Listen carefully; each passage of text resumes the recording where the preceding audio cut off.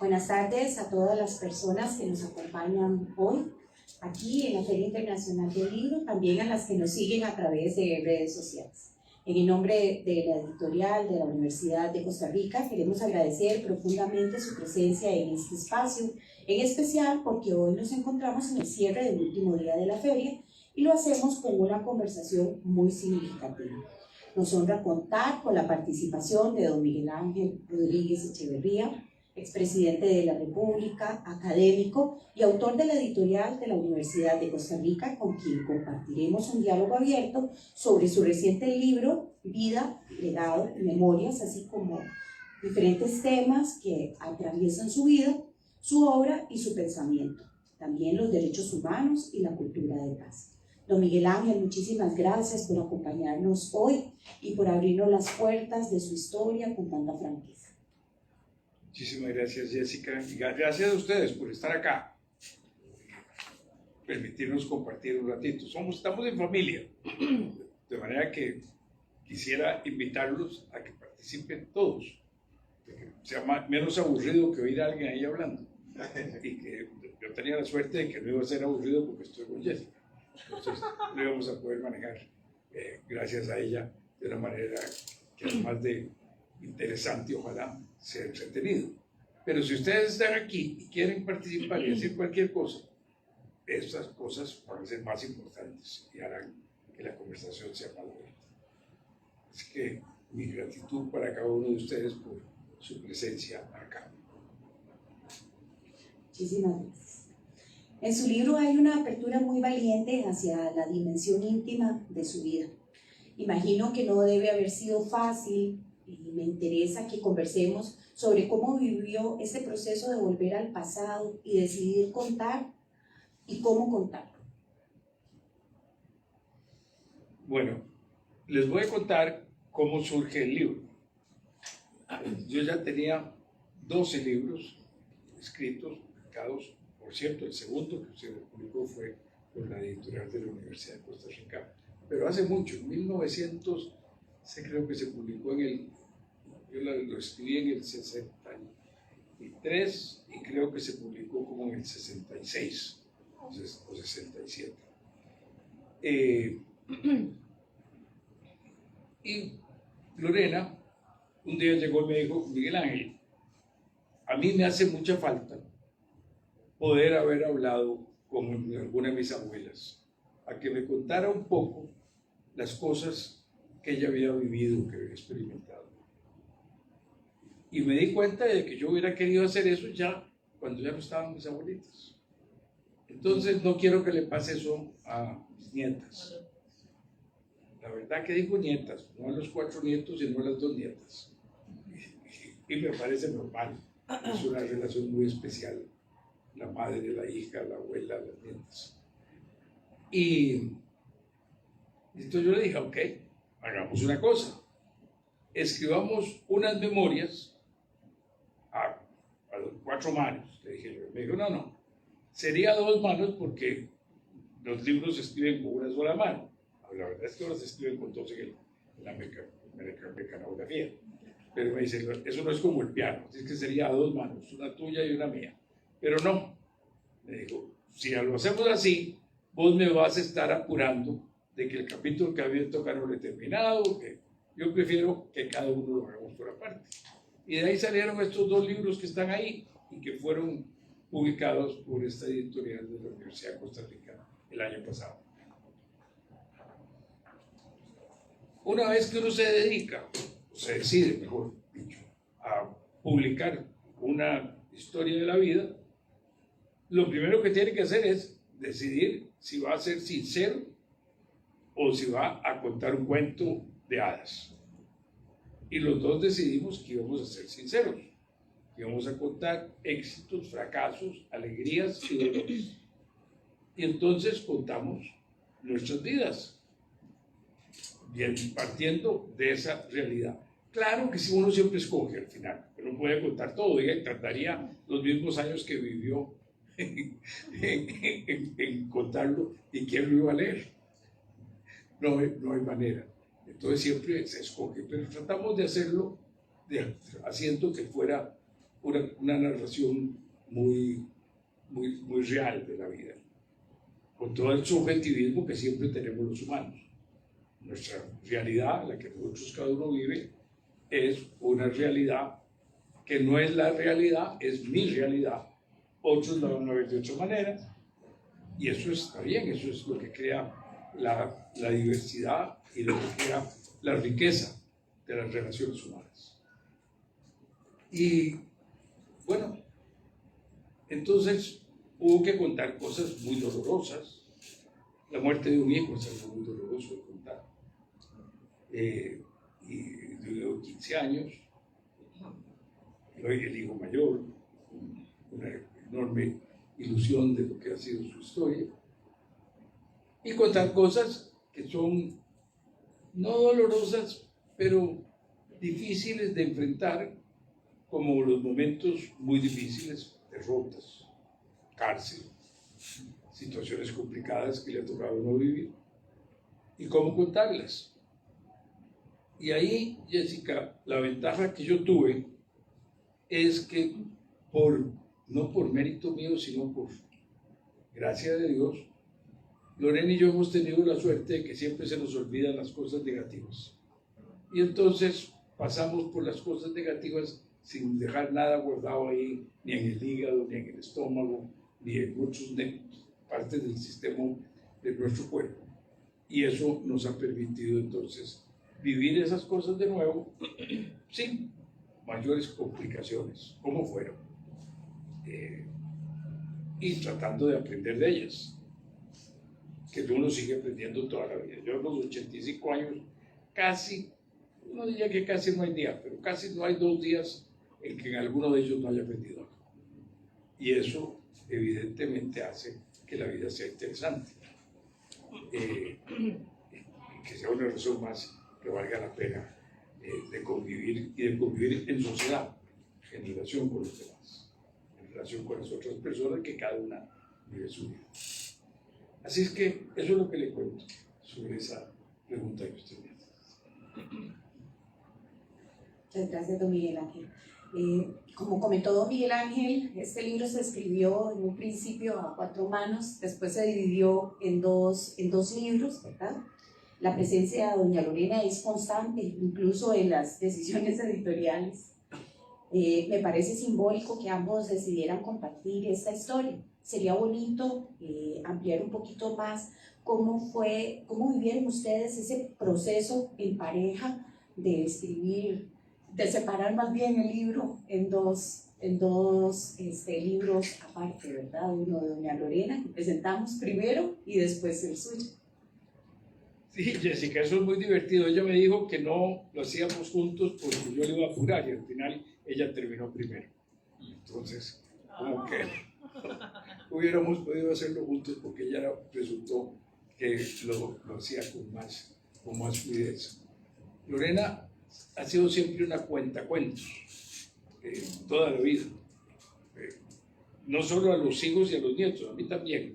Toda la vida me ha encantado cuando veo una película y me la cuenta, desde hace muchos años.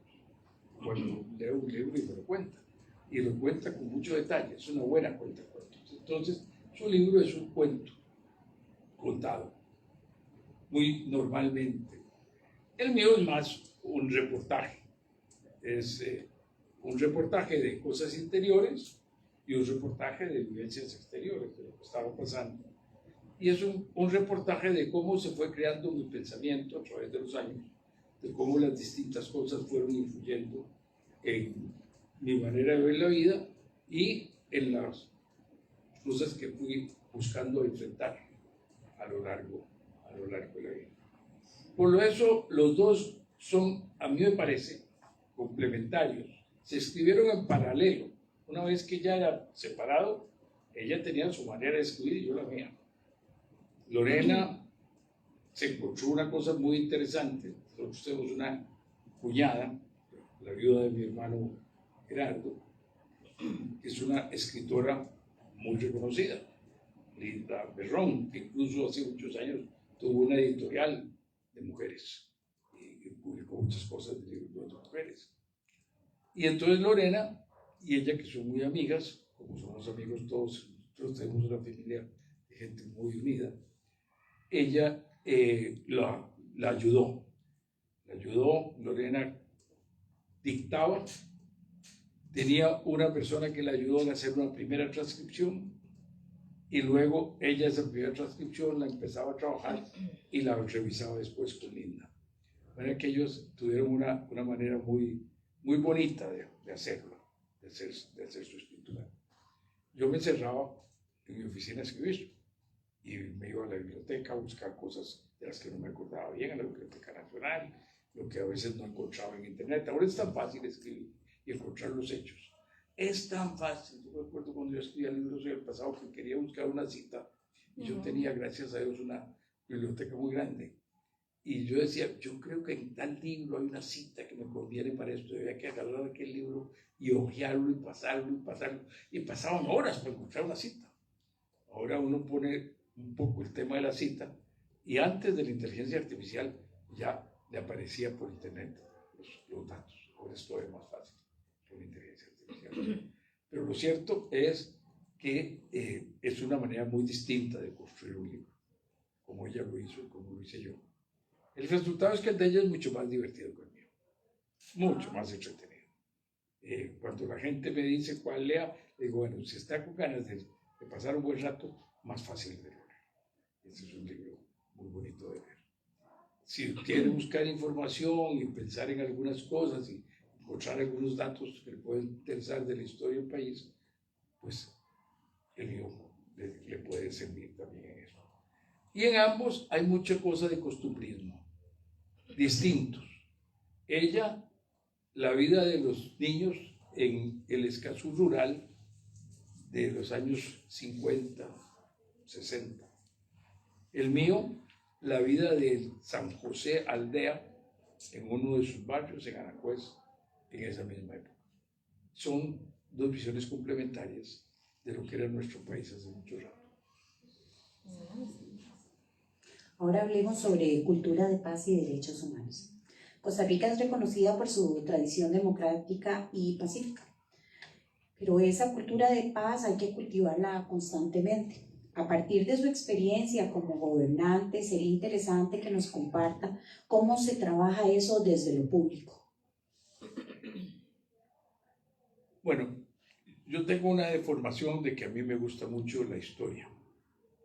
Y entonces a mí me parece que la mejor manera, en el caso costarricense, no estoy hablando en general, en el caso costarricense, de contar nuestra cultura de paz, es revisar las páginas de nuestra historia. Nosotros, desdichadamente en este país, por muchos años, sobre todo en la segunda parte del siglo XX y hasta ahora, le hemos dado la espalda a lo que para mí son las páginas más brillantes de la historia costarricense, que es el siglo XIX. Y que además es muy impactante lo que significa muchas cosas de la primera mitad del siglo XX. Pero allá como en los 40s y 50s, creímos que habíamos descubierto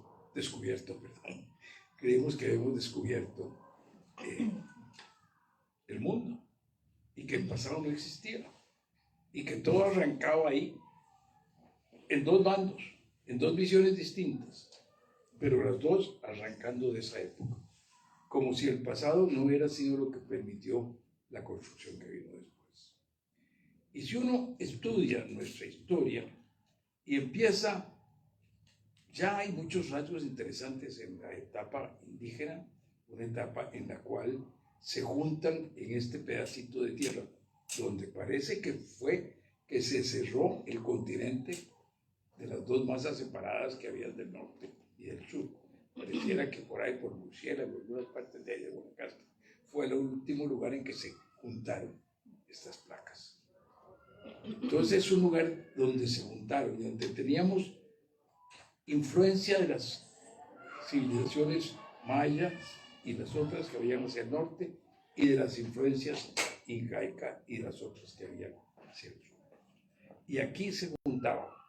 Y eso inicia ya una cosa especial de nuestra historia, una cultura de encuentro de visiones diferentes, de encuentro que hace que el nombre nuestro de Costa Rica se le atribuye a Cristóbal Colón.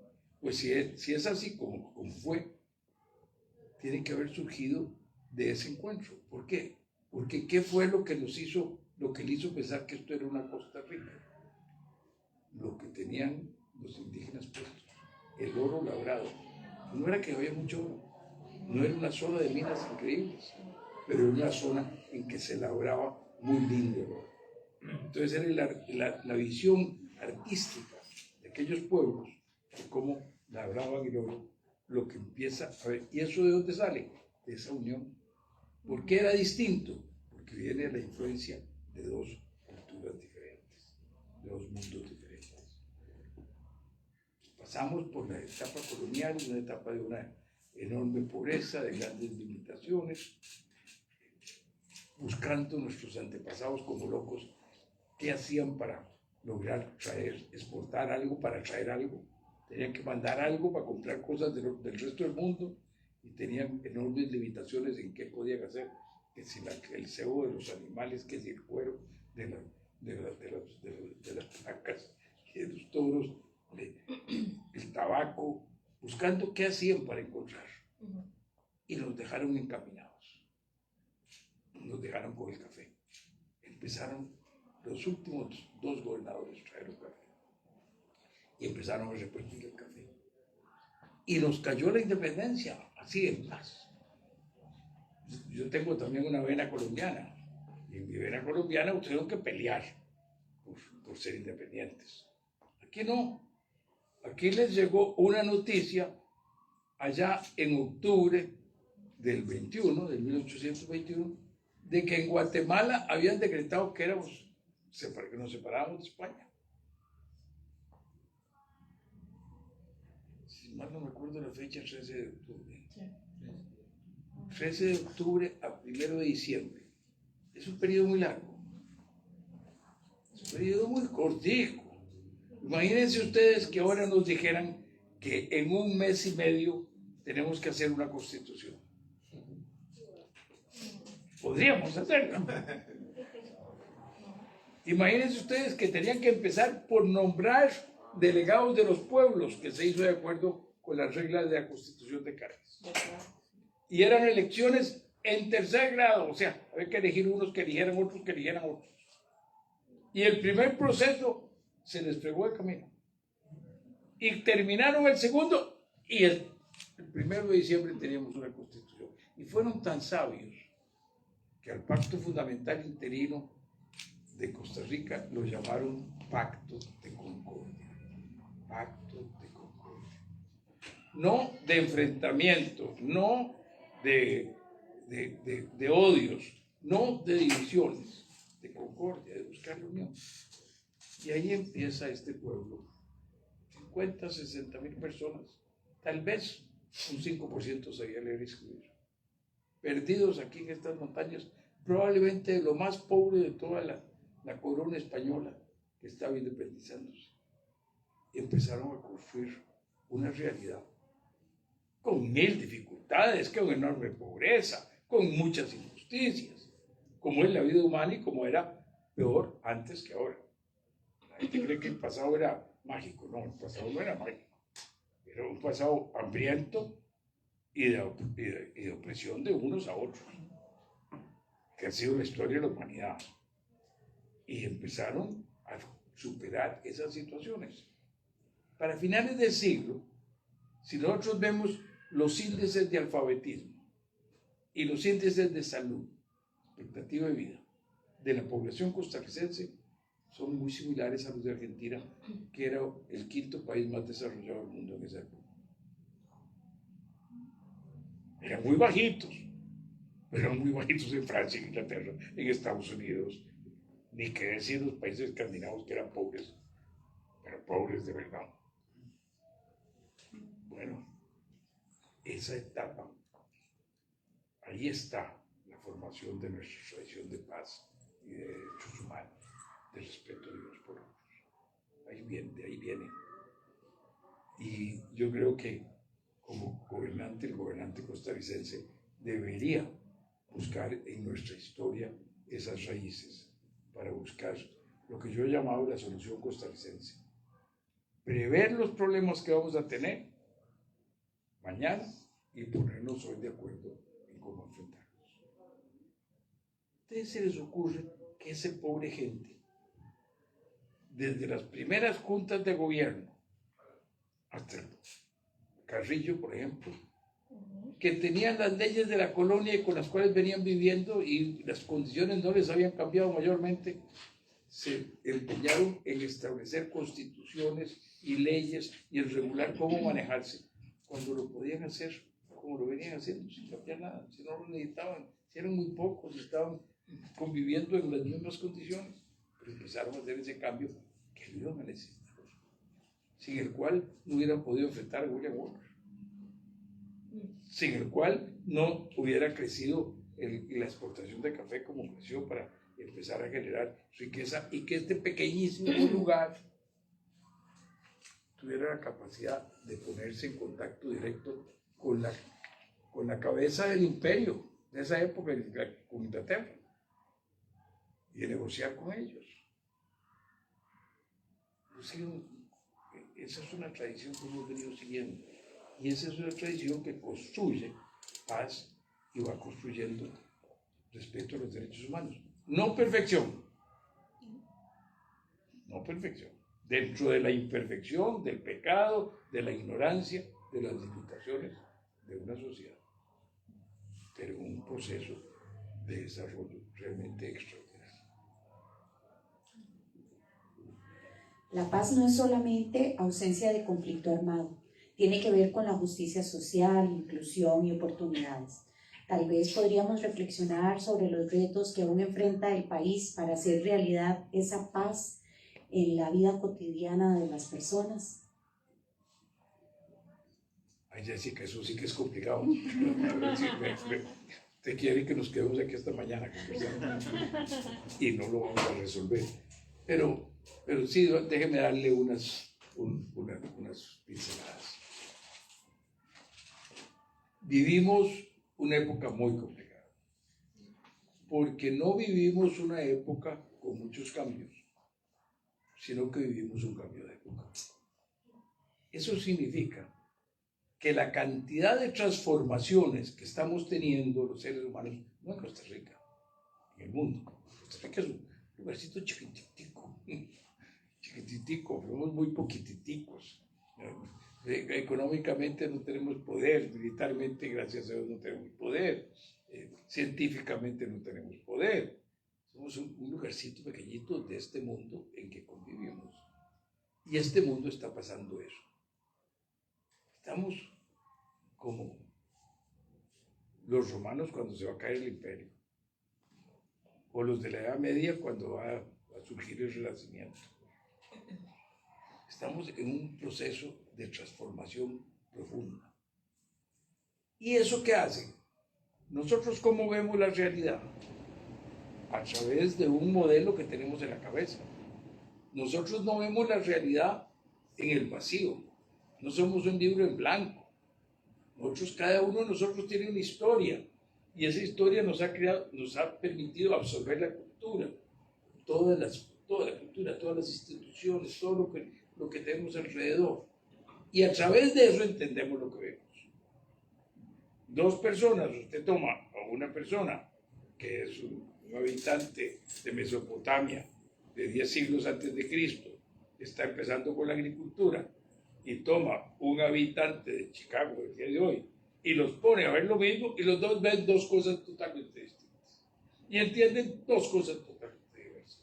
Sí, vemos a través de lo que tenemos construido en la mente, y hoy lo que tenemos construido en la mente no nos sirve para entender lo que está pasando. Entonces eso crea una enorme incertidumbre y crea además desarraigo.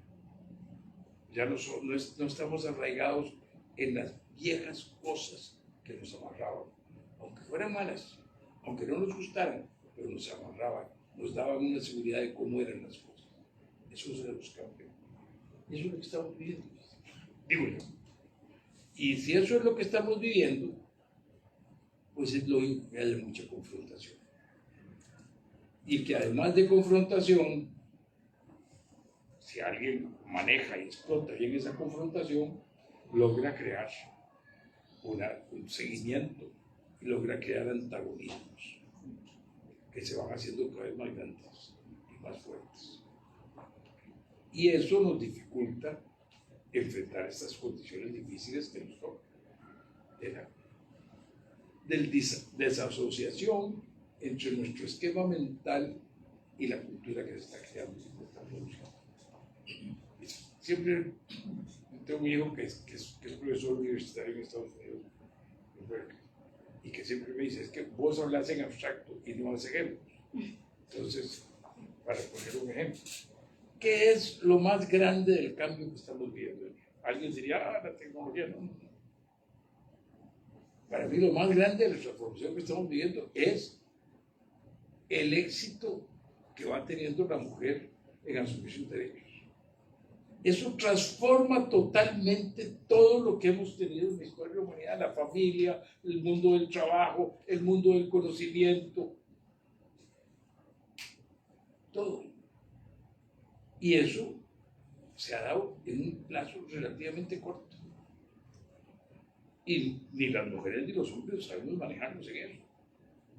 Ser papá en la familia tradicional de un pater familia poderoso, pues no debe haber sido fácil, pero había unas reglas muy claras de cómo se manejaba aquello. Yo digo y se hace, punto. Se acabó, no hay problema. Ahora, ¿cómo manejamos, cómo nos ponemos de acuerdo, cómo nos distribuimos las tareas, cómo participan los hombres que no han estado participando en las tareas del hogar?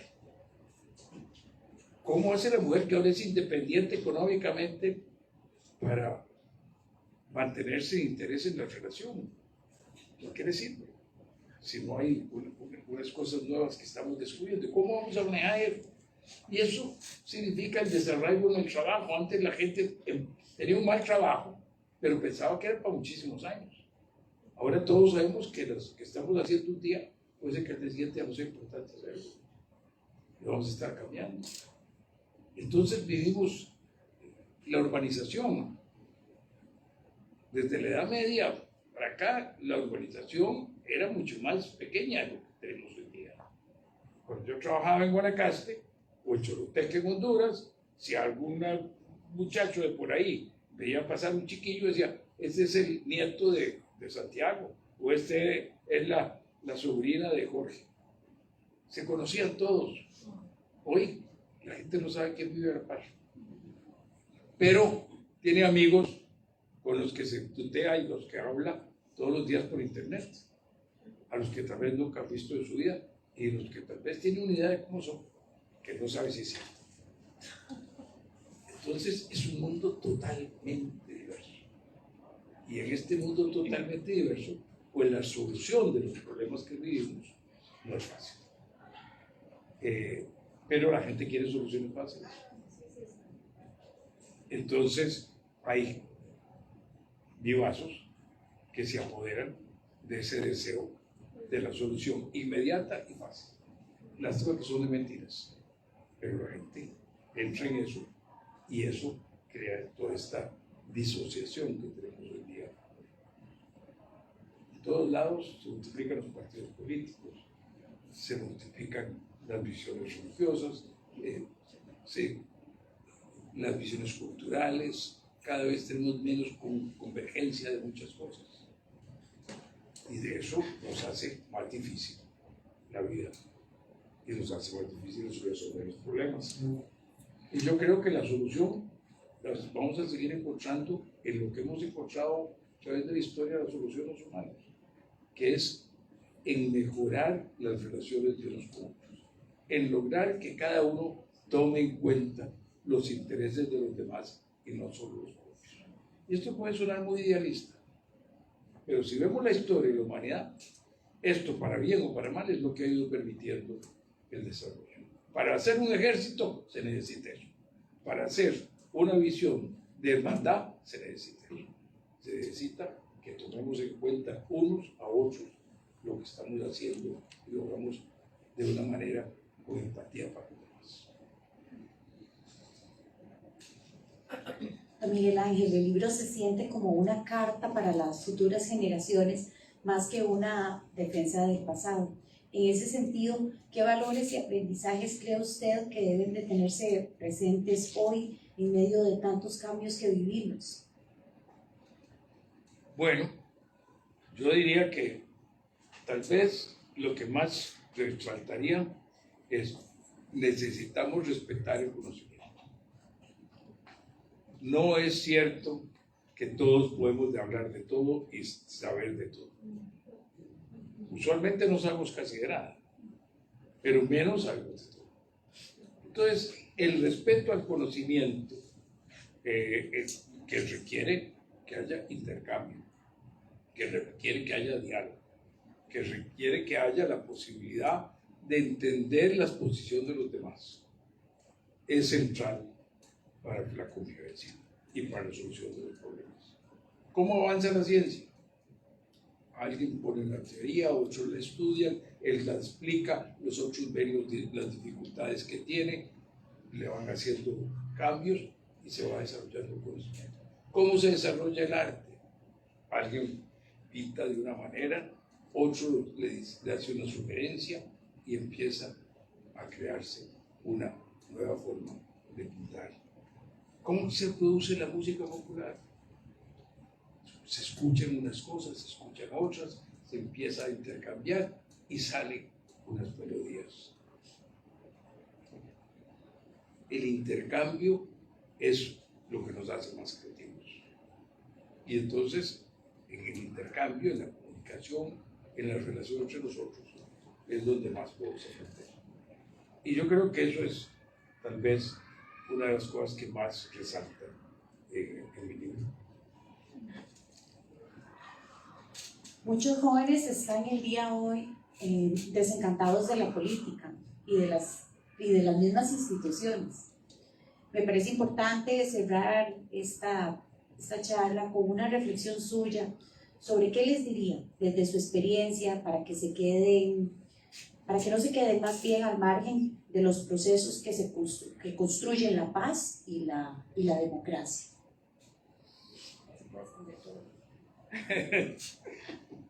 Bueno, yo creo que ya deben estar cansados. Lo primero que quisiera decir, Jessica, es que no es cierto que hoy los jóvenes están desencantados con la política y que los viejos están desencantados con la política. Siempre han estado desencantados. Cuando yo me metí muy joven en política, muy joven, estoy hablándote de 1956, yo tenía 16 años. Me metí a trabajar en la campaña para llevar a la presidencia de don Mario Echandi, que parecía una campaña imposible de ganar. Acababa de pasar hace 8 años la revolución del 48, los candidatos en esa elección habían sido don Otilio Late y el doctor Calderón Guardia, y ellos dos le daban el apoyo para que fuera el candidato frente al Partido de Liberación Nacional al doctor Oreamuno Blanco. ¿Qué iba a hacer Mario Echandi? ¿Cómo les iba a ganar? Si eran los que representaban las dos grandes corrientes políticas de ese momento. Por distintas razones yo había estado muy metido en intereses de política, había asistido al Congreso, había oído a Mario Echandi en el antiguo Palacio Nacional, lástima que era tan lindo, lo había oído ahí desde las barras, y yo estaba convencido de que esa era la persona que le podía ganar a Liberación. Estaba peleando por eso y me fui a meter a trabajar con él. Además había una relación familiar, mi hermano era casado con una sobrina de Mario Echandi. Entonces, mi mamá se entera de que yo estoy metido en eso. Y mamá llamó a Mario a decirle: Mario, ¿qué le estás haciendo a mi hijo? ¿Cómo me lo estás metiendo en eso de la política? Estamos hablando de hace 70 años. Así que la política, verla como algo que no está tan bien, medio oscuro, complicado, de siempre. ¿Por qué? Porque es un ejercicio de la búsqueda del poder. y el poder es muy complicado. Y el poder usualmente muy a menudo es muy fácil usarlo para mal. Entonces, es lógico que haya ese miedo, esa preocupación, reserva de que se metan en eso. Y eso le pasa a los de hoy, pero además hoy día tenemos mucho más oportunidades. Pueden expresarse por las redes, pueden expresarse casi con anonimato, con mucha independencia, sin muchas consecuencias. Todo eso hace que la forma de expresarse y vivir en sociedad se encuentre con otros caminos. Tienen mucho más libertad en la casa. Cuando yo era chiquillo, llegaban visitas a uno, los sacaban a ese jardín, a ese para el patio. Aquí están los grandes. Hoy día, los chiquillos están allá adentro. Y es una maravilla, a mí me parece magnífico ese cambio. Pero lo que te quiero decir es que ese cambio tiene consecuencias. La gente siente que ya se está expresando, ya se está manejando. No necesita participar en otros medios para tener participación en la sociedad. Y eso es un poco la dificultad. Pero al final de cuentas, hay decisiones que son importantes y se toman colectivamente y se definen políticamente. Y ahí siempre va a haber chances de escoger un camino u otro. Y tienen consecuencias. No es que estemos determinando la historia de la humanidad cada vez que vamos a tomar una decisión de una sociedad, pero tienen consecuencias, y tienen consecuencias para la vida de nosotros.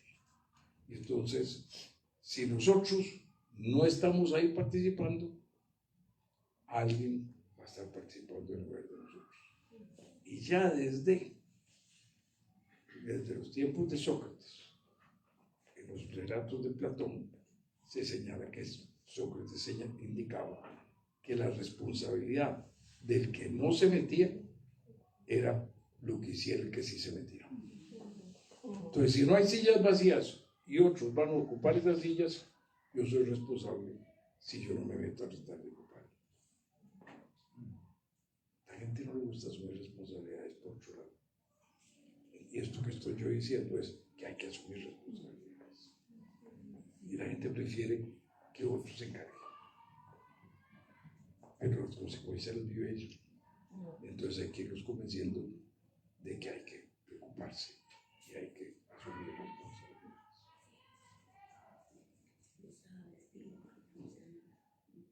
Bueno, darles las gracias por haber estado aquí este rato y pasar un domingo en la tarde, que vinieron a ver libros y a ver qué buscaban y a compartir con gente que se interesa en este tipo de temas, en venirse a meter en una salita y oír un viejo hablando.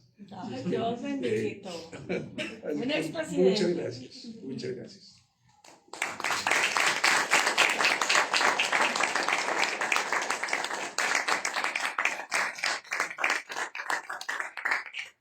Queremos agradecer a don Miguel Ángel Rodríguez por acompañarnos esta tarde en esta conversación tan cercana y reflexiva, y a todos ustedes que nos acompañaron acá presencialmente, así como las personas que nos siguen a través de redes sociales. Recordarles que el libro está a la venta acá afuera, por si los libros quieren adquirirlos, están acá a la venta afuera, y también lo pueden adquirir en el stand. Hoy tienen un 30% de descuento, y si no, lo pueden adquirir en la librería UCR en San Pedro de Montes de Oca. Muchas gracias y buenas tardes.